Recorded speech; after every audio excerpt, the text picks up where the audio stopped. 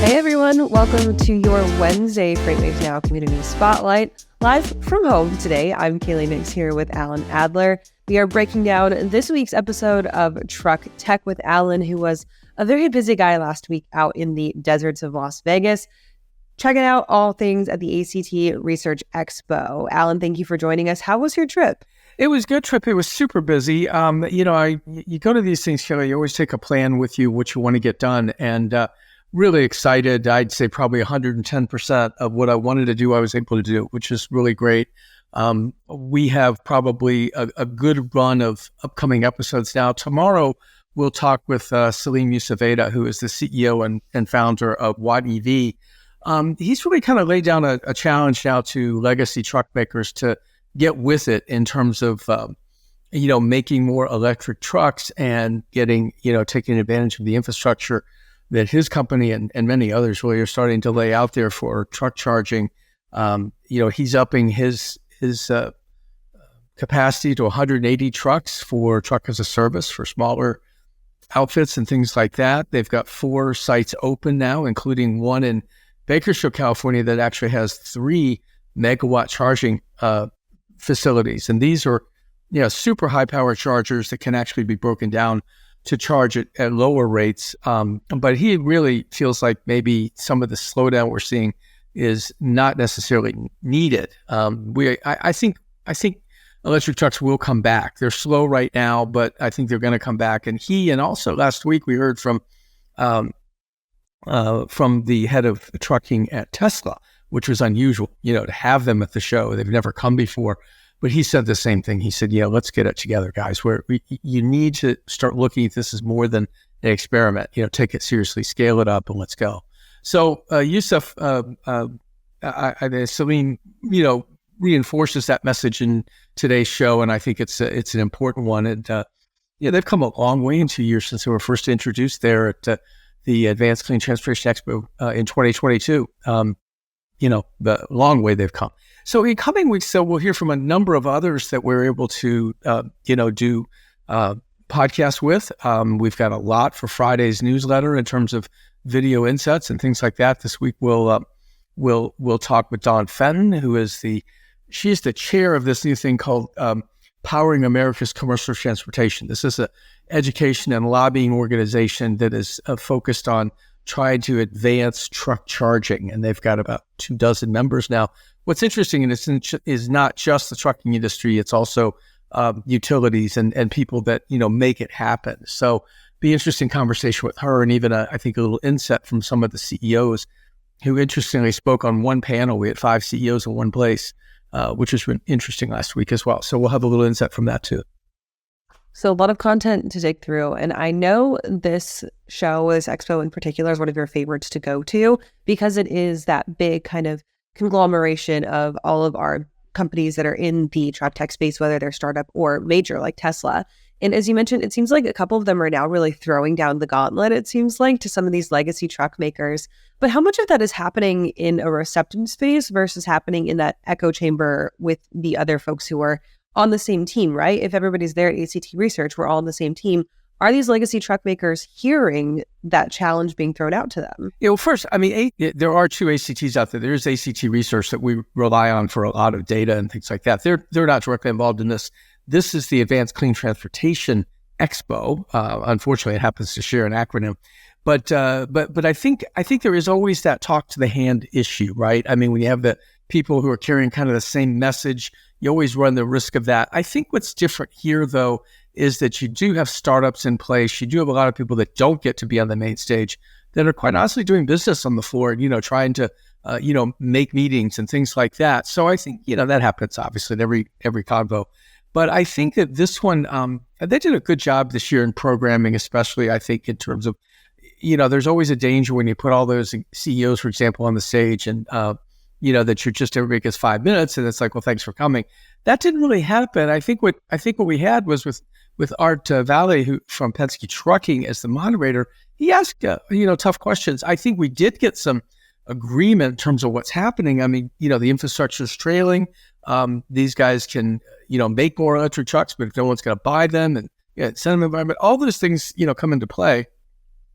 So I feel like, for the most part, we did get some real talk. It wasn't just, happy talk and that sort of thing.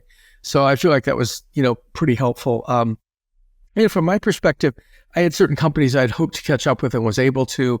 And interestingly enough, we went through the whole thing with Proterra's bankruptcy last year, the battery maker.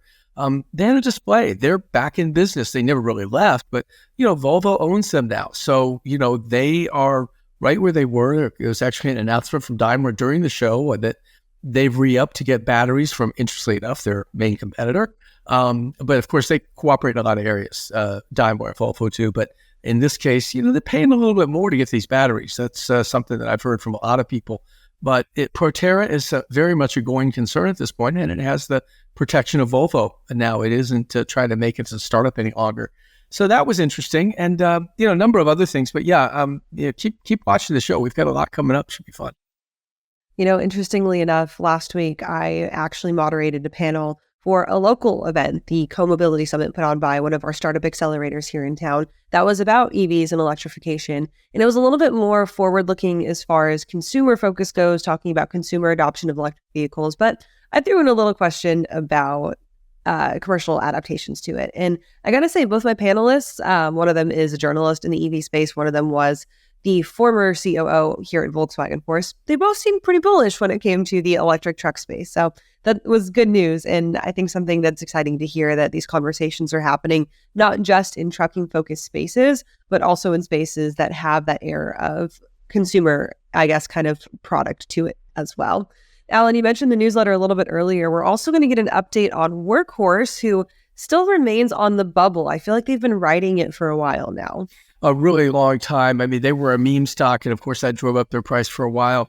They're really low on cash now at this point. We spent some time with them. We went, during the Work Truck Show in Indianapolis. We went over to Union City on the border of Ohio and toured their facility, which they've since, sold it and leased it back. They were doing everything they can to literally keep the lights on. They've taken about a 20% layoff. Maybe 68 or 70 people have been laid off there, which is unfortunate because, Rick Dowk, the CEO, managed to keep all those people working while he was reworking the plant. He kept them all busy.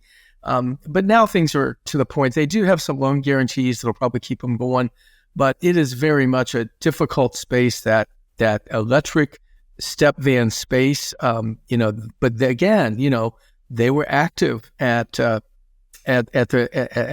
ACT Expo. And, had their presence there, had their W56 electric step van in present and that sort of thing. So I think that a lot of these guys are fighting the good fight. And, we've had a number of them go by the wayside. We may have more that happens to before it's all over. But for the most part, the spirit is there and the willingness is there to keep fighting. And to that end, I think we need to, keep covering them, and we will. It's refreshing to hear that. Is there anybody else that you're watching that is maybe on that bubble where we could see either some, I guess, forward progress and some good news, or some bad news with them having to shut their doors anytime soon this year? Well, I'm not going to make a prediction on this one, but, one of the interviews I wasn't able to get done, we had it scheduled and it didn't work out, is a company called Mullen Automotive. They have done some interesting things in that companies that have gone under, like Electric Last Mile Solutions and companies like that, where they bought the assets, or Romeo Power, the battery maker, Mullen bought the assets. And so, now they've got a Class 1 van that looks suspiciously like what Electric Last Mile Motors was doing. They're building Class 3 vehicles. They've got a Class 5. They own the majority of Bollinger Motors, which we featured recently in the newsletter with the video short out of Indiana. Mullen fascinates me because they are a true model of financial engineering. They have done 5 reverse splits in their stock, which is really kind of hard to understand. I had hoped to catch up with David Mistry, and I hope if he's listening or his people are listening, I still want to talk. I really do. And I'm hoping that we can make that happen at some point. Mullen fascinates me. I don't know what's going to happen with them, honestly. They're building a few trucks right now, which is terrific. They're in a very competitive space and they know it.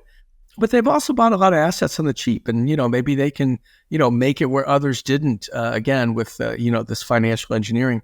So it'll be interesting to see what happens with them. We haven't really written a ton about them or talked to them to this point, but they interest me. I think we saw an awful lot, Kaylee, last week two things really. Hydrogen continues to get attention. 8 or 9 different fuel cell trucks, including Honda Motor Company, on the floor at the ACT Expo. Now, Honda doesn't make Class 8 trucks, by the way, but they did an exercise anyway. And we're seeing bigger fuel cells, up to 300 kilowatts of fuel cell from Cummins, and Ballard has one. All of these are stacked. They're individual stacks, 100 or 120 kilowatts, and you just stack them on top of each other and make them work that way. But I think we're seeing something that is really going to be part of this whole solution. And then, of course, natural gas and renewable natural gas get a lot of attention as well. It's going to be interesting to watch, and fingers crossed. Dave, if you're listening, Alan wants to hear from you. So we're going to keep an eye on that one. Alan, thank you for joining us this morning. Of course, we can find Truck Tech, the show, later on today, and the newsletter drops on Fridays. Make sure you head on over to freightwaves.com to get subscribed. Thanks, Kate. I appreciate it. Hey, don't forget, discount coupon one more week for the, oh, come on, help me out now. Future of Supply Chain. We will be there in Atlanta, Georgia, live next week. So make sure that you tune in with that. Everybody gets to save a little bit of money if you use Alan's special Truck Tech code. You'll get that for being a subscriber. So do that, buy your tickets to Atlanta, and then we'll see you there next week. Okay, great. Thank you, Kaylee. Yeah, thank you.